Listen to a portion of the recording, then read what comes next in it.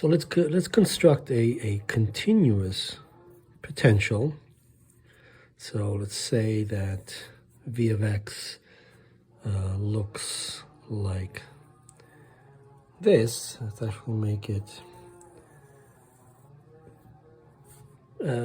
it's symmetric. It's maybe it continues like that to infinity.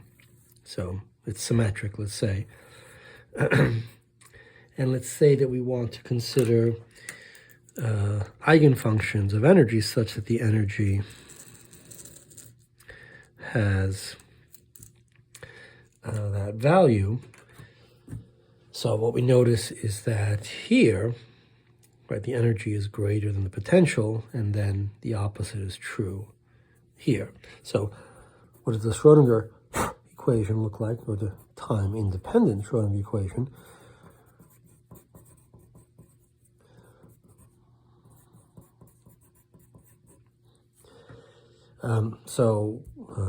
Let's solve for the two derivatives in x of psi. That's going to be equal to, again, we're going to bring this to this side, e minus v, and then we end up with v minus e 2m over h bar squared times psi itself.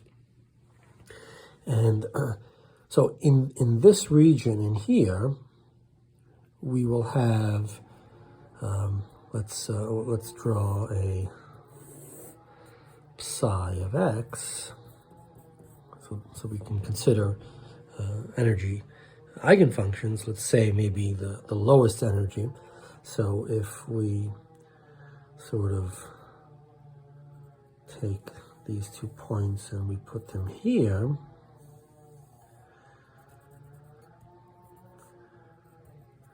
then in this region, what we have is that v is less than e, and so this is negative.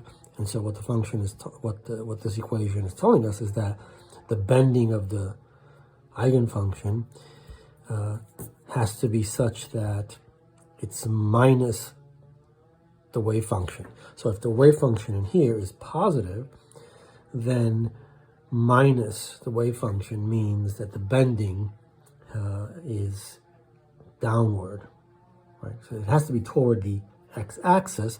If the wave function were negative, so its value down in here, then the negative times a negative makes it a positive, and so the bending would have to be upwards. But in other words, upwards here and downwards here in general means toward the x-axis. So if we're doing the ground state, then it's something like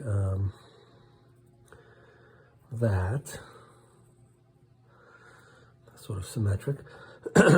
And to the left of this region and to the right of this region, then we have this is greater than that, and so we have positive, and so we have the opposite bending. So we have to bend this way, and we know that we don't want exponential growth because of normalization issues, and so we're going to do something like that. And we'll do the same thing over here. Alternatively, we could, of course, choose a function that is negative, and so the ground state would then look something like this. And here we would change the bending to away from the x-axis. Same thing here. And we would do something like that.